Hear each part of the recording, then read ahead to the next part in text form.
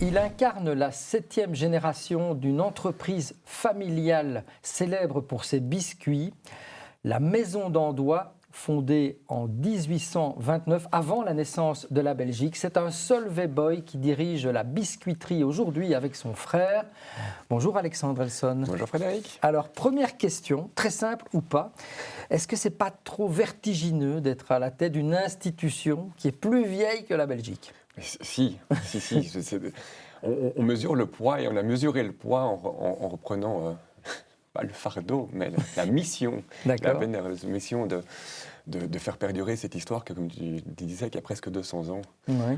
Et donc, il y a 3 ans, quand on a repris avec Antoine cette responsabilité en co-gestionnant, mais nous, on s'est projeté pour les 200 prochaines années. Carrément. Et c'est vrai qu'on a mesuré vraiment toute l'histoire.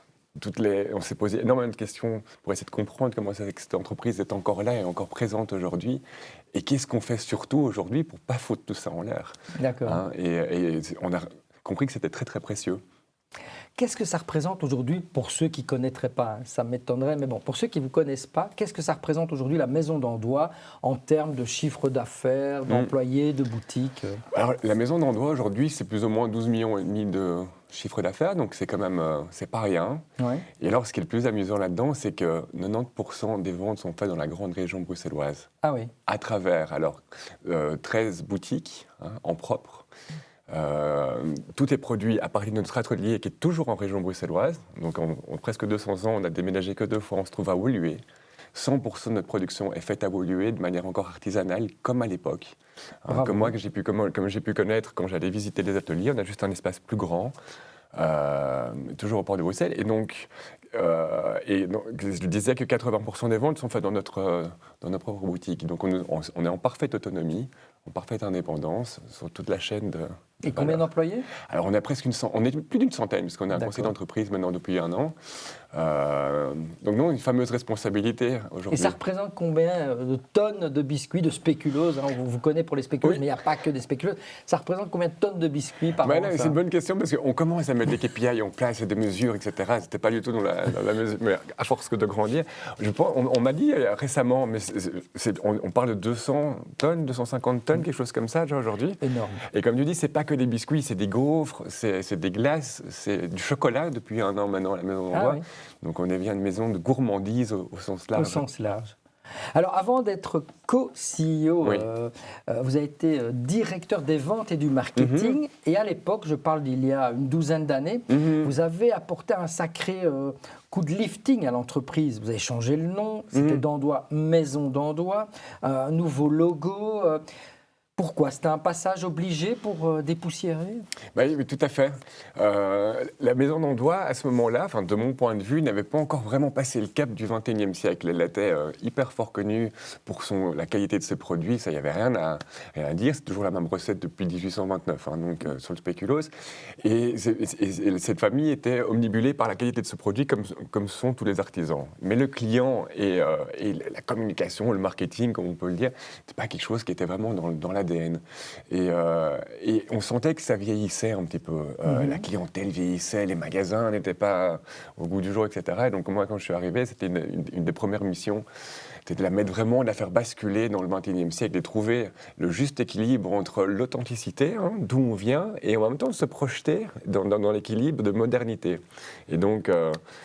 c'est ces fameux pois dorés, c'est le sur logo les emballages, sur les dorés, qui symbolise finalement des biscuits qui sortent des platines de notre four, et tout ça avec un logo qui représente toutes les valeurs familiales de la maison, etc. On est revenu à Maison d'Andois, qui vient symboliser la famille, puisque la Maison d'Andois est toujours une entreprise familiale à 100% aujourd'hui. Et donc tout ça, et c'est vrai que ça a eu un effet très...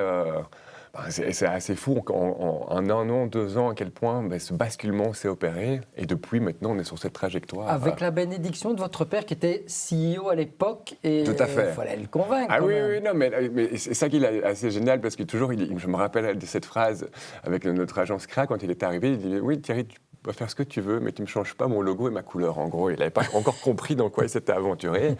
Et puis, ils étaient revenus après avec ce fameux brief et les pois dorés. Et là, il a le culot aussi de dire, bah oui, j'y vais. C'est lui qui prenait la décision, quoi, à ce moment-là. Et parce que c'était vachement en décalage par rapport à ce qu'on faisait avant. Alors, ça a donné un coup de jeune à la maison. Vous parlez du produit, mais il y a aussi l'envie de jouer un rôle plus sociétal. Alors, je cite une phrase qui est sur votre site internet. Ouais. Nous sommes convaincus que les biscuits peuvent construire un monde meilleur.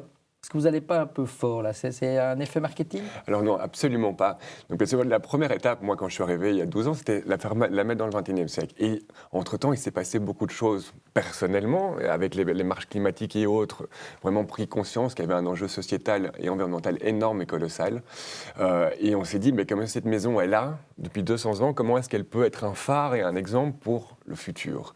Et au départ, je me suis dit, mais nos biscuits, ils vont pas changer le monde, quoi. C'est pas quelque chose d'utile, il faut que j'aille mettre mon énergie ailleurs ou pas. Et puis on a quand même réussi à croiser, à lier les deux en se disant, en fait, ces petits biscuits ont un pouvoir énorme de rassembler, de mettre les gens autour des tables et de pouvoir faire passer des messages et créer des émotions.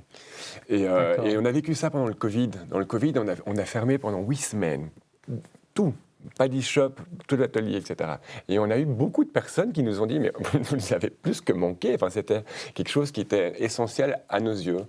Et donc, du coup, petit à petit, le chemin a fait sa route et on a vraiment créé la mission en disant qu'on voulait être une entreprise à visée régénérative, donc ça va avoir un impact positif net sur la société.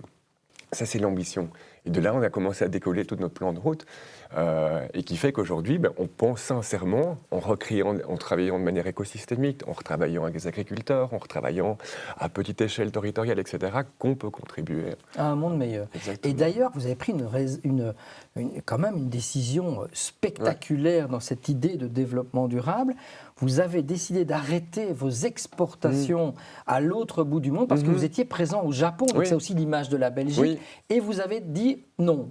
Ça a un trop fort impact sur le climat. C'est quand même gonflé. Alors, le climat, une chose, envoyer des biscuits par avion en termes de CO2, c'est juste dramatique, ça n'a aucun sens. Puis après, il y a la question économique aussi. On travaille de manière artisanale, on n'a pas de ligne de production. Je veux dire, les coûts de fabrication sont énormes, donc pour que chacun s'y retrouve là-dedans, au final, en termes de marge, pour nous, c'était pas énorme non plus. Et puis surtout, moi, c'est symboliquement, aujourd'hui, politiquement, je le dis, même philosophiquement, est-ce que ça a du sens d'avoir aujourd'hui des copier-coller partout dans le monde? Aujourd'hui, je trouve que la singularité de notre maison, le fait qu'elle se retrouve à Bruxelles est quelque chose de magnifique. Moi, quand je vais dans une autre ville, je suis en admiration d'aller retrouver la spécificité locale, retrouver finalement toutes les mêmes choses partout, uniformise tout. Ça, c'est aussi un des aspects très important de ça, qui pousse un peu cette réflexion du pourquoi. Voilà. Mais cette décision, qu'est-ce qu'elle a eu comme impact sur votre chiffre d'affaires? Alors, à l'époque, la grande export, c'était 5% du chiffre d'affaires de la maison. Et donc, il y a eu un découplage. Ça ne s'est pas fait du jour au lendemain. En parallèle, mon père me disait toujours, tu peux arrêter des choses, parce que j'ai arrêté plein de choses, mais en même temps, il faut en développer d'autres. Il faut en développer d'autres. Et qu'est-ce qu'on a fait en parallèle? On a continué à développer, ouvrir des boutiques en local à Bruxelles. Oui, d'accord. À Bruxelles, pour l'instant. Parce que nos 13 boutiques sont en région bruxelloise. On en a une à Waterloo, mais est-ce que vous auriez pu, quand même, l'autre solution, c'était de dire, bon, OK, on ne veut pas avoir un effet néfaste sur le climat, donc vous auriez pu construire un atelier au Japon et former des gens au Japon pour vendre cette marque belge, qui est quand même une marque étendard au Japon, et de la laisser au Japon. Mais, très bonne réflexion. C'est un peu la vision quand on me demande ce serait quoi le futur. Et le futur, on veut essayer de définir un périmètre d'action qui fait sens au niveau territorial à partir d'un atelier de production qui va sourcer dans un rayon à définir, 150 km auprès de ses fournisseurs, et qui les redistribue dans un rayon peut-être de 200, 300 km. Et après, l'idée, ce serait évidemment de pouvoir peut-être transposer ça au Japon ou même dans d'autres régions en Europe.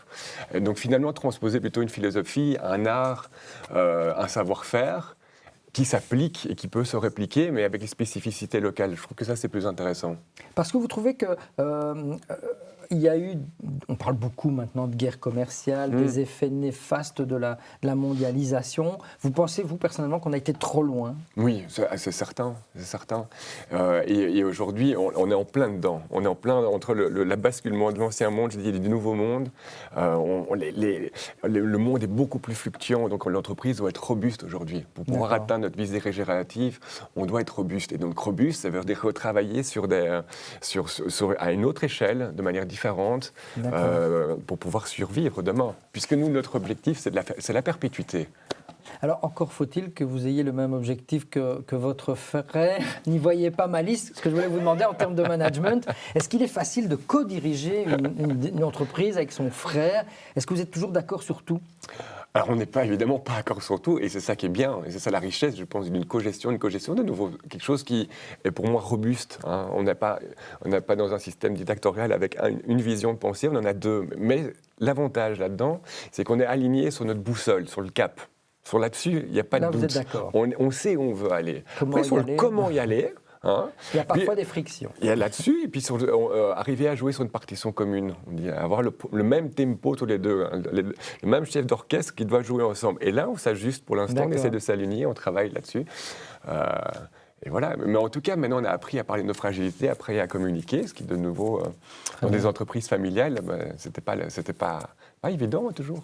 Justement, entreprise familiale, je l'ai dit, hein, 7e génération, c'est assez spectaculaire.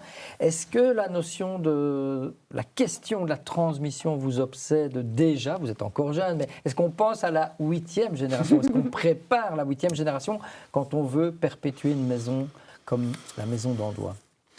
Alors, la question de la transmission m'obsède, hein, pour justement pas reproduire les erreurs du passé, pour s'inspirer du passé, pour pouvoir construire le futur. Donc, elle est présente partout. On a déjà il y a 5 petits-enfants dans la génération au-dessous de nous. Qui ont quel âge? C'est mon aînée qui est la première, elle s'appelle Madeleine. Alors, il y a déjà il y a un nom prédestiné. Après, quel âge a-t-elle? 9 ans. Ah, ça va, on a le temps. On a encore le temps. Mes parents m'ont absolument pas obligé à rejoindre cette aventure. Au contraire, ma mère, chez qui provient l'entreprise, en fait, ne voulait même pas que je rentre. Donc, quand j'ai annoncé un jour que je souhaitais y aller, mais elle, c'était synonyme de difficulté familiale. Il y avait sa maman, sa tante, son père, sa sœur. Vous pouvez imaginer tout ce qui... Et donc, non. Par contre, mon but, c'est de préparer que cette transmission et que cette entreprise, on arrivera à la mettre, je ne sais pas sous quelle forme, mais qu'elle puisse continuer avec cette même valeur. Donc ça, on est obsédé par ça, c'est certain. J'espère. On espère qu'il y en a un qui prendra le flambeau. Eh bien, c'est tout le bien qu'on vous souhaite. Merci Alexandre Elson d'être venu nous raconter la belle histoire de votre entreprise familiale. Maison d'Andois, c'est dans la boîte. Merci.